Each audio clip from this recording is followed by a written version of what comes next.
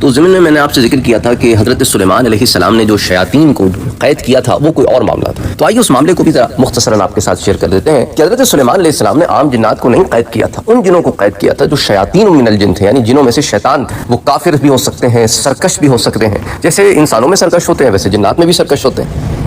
اچھا, اس ضمن میں ہمارے پاس جو ایک واقعہ آتا ہے حضرت موسیٰ بن نصیر, ان سے مروی ہے کہ وہ جہاد کے لیے سمندر کے ایک راستے سے چلے یہاں تک کہ وہ سمندر کی تاریکی میں پہنچے اور کشتیوں کو ان کے رخ پر چلتا ہوا چھوڑ دیا. اچانک انہوں نے کشتیوں میں کھٹکھٹانے کی آواز سنی. جب دیکھا تو سبز رنگ کے مہر لگے ہوئے گھڑے نظر آئے. ان میں سے ایک گھڑا اٹھا لیا تو اس کی مہر توڑنے سے ڈر گئے. فرمایا اس کو نیچے سے سوراخ کرو. جب گھڑے کا منہ ایک پیالے کے برابر ہو گیا تو ایک چیخنے والے نے چیخ ماری, اللہ عز و جل کی قسم, اے اللہ کے نبی میں واپس نہیں آؤں. کہ سن کر حضرت موسیٰ بن نصیر نے کہا کہ یہ تو ان شیطانوں میں سے ہے جن کو حضرت سلیمان بن داؤد علیہ الصلوۃ والسلام نے قید کیا ہے. پھر حکم دیا کہ گھڑے کو اس کے سوراخ کو بند کر دو. پھر اچانک کشتی پر دیکھا کہ ایک آدمی دکھائی دیا جو گھور رہا تھا اور ان کو دیکھ کر کہہ رہا تھا, اللہ کی قسم تم لوگ وہی ہو, اگر تمہارا مجھ پر احسان نہ ہوتا تو میں تم سب کو غرق کر دیتا. لقط المرجان میں فی خوف الجن من الانس کے تحت صفحہ نمبر 185 پر یہ واقعہ بیان کیا گیا ہے. تو بہرحال حضرت سلیمان علیہ السلام نے اللہ کے حکم سے, اللہ نے انہیں جو قدرت دی تھی, جن شیاطین کو قید کیا تھا وہ قابو کرنے کے لیے قید نہیں کیا تھا, وہ سزا کے طور پر قید کیا تھا. اور ان میں سے یہ ایک تھا جو رہا ہوا, اور اس میں بھی اللہ کی یہ مصلحت تھی کہ یہ معاملہ ہم پر منکشف ہو جائے. تو بہرحال کہنے کا یہی مقصد ہے کہ کسی کو قید کرنا, کسی کو قابو کرنا اپنے اغراض کے حصول کے لیے, یہ جائز عمل نہیں ہے. اور وہ اللہ کے نبی حضرت سلیمان علیہ السلام ہیں, ان کا معاملہ اور تھا. اس کا یہ مطلب نہیں ہے کہ ہم بھی پکڑ کر انہیں قید کرتے پھریں یا قابو کرتے پھریں یا غلام بناتے پھریں. تو اسی لیے ان چیزوں میں پڑنے کے بجائے اپنے اصلاح نفس پر کام کرو, عبادات پر کام کرو, معرفت الہی پر کام کرو, اللہ کی رضا پر کام کرو, اپنے واجبات پر کام کرو, فرائض پر کام کرو, سنن پر کام کرو, ایک اچھے انسان بننے پر کام کرو. جو انرجی ان چیزوں میں لگانی ہے اس انرجی کو صحیح راستے پر لگاؤ.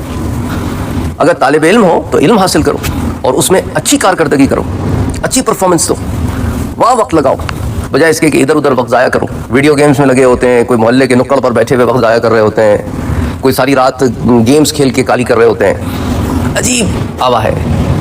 اور جو نصب العین ہے, جو اصل ٹارگٹ ہے, اس کو چھوڑ رکھا ہے. پھر چند سال کے بعد جب ذرا یہ بخار اترتا ہے تو پھر ریالٹی ہٹ ہوتی ہے کہ یار یہ ہم نے کیا کیا, ہم نے تو زندگی کے اتنے سال ضائع کر دیے, اب کیا کریں. اب پھر پچھتاوے کے اور کیا ہاتھ آتا. نہ کریئر میں کسی جا سکتے ہیں, نہ کریئر اورینٹڈ ہو سکتے ہیں, کچھ الٹے سیدھے کاموں میں پڑ جاتے ہیں, کچھ اور چیزوں میں لگ جاتے ہیں. تو اس لیے ہوش کرو, اپنے بارے میں خود احساس کرو. اس لیے اپنے من میں ڈوب کر پا جا سراغ زندگی, کہ تم اپنے آپ پر ذرا کنسنٹریٹ کرو. اللہ نے یہ جوانی جو دی ہے, یہ وقت جو دیا ہے, اس کو ضائع نہ کرو. فگر آؤٹ کرو کہ میں دن کا کوئی لمحہ ضائع نہ کروں. میں اپنے اسٹوڈنٹس کو پہلے دن جو ہے ایک ٹائم ٹیبل دیتا ہوں, بالکل بلینک. اس کے ایک طرف وقت لکھا ہوتا ہے اور اوپر کالم میں ڈیز لکھے ہوتے ہیں, منڈے تھرو سنڈے. میں کہتا ہوں اس میں بھرو تم کہاں کہاں مصروف ہو. تو وہ بھرتے ہیں. تو میں کہتا ہوں اب دیکھو جتنے سوراخ خالی ہیں اب اس میں تم فارغ ہو.